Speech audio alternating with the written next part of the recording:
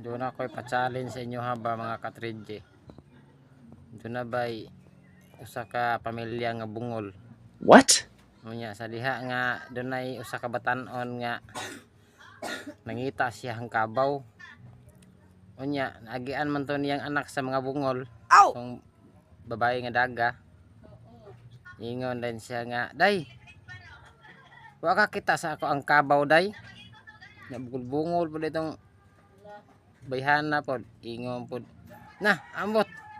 Musugot baka to kung mama nga namimisita nako." Buto nga ano siya.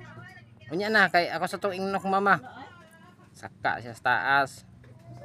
Ingon day siya sa iyang mama, "Mang, naay mamisita nako mang."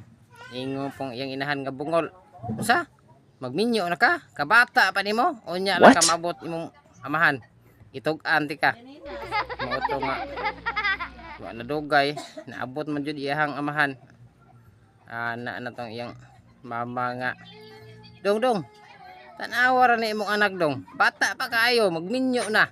Busdak bitaw ng kahoy, kagikan man ng kahoy, busdak bitaw na. Ingon, "Mao man jud mo. Gikan pa ta ng kahoy, kita pa'y palungagon."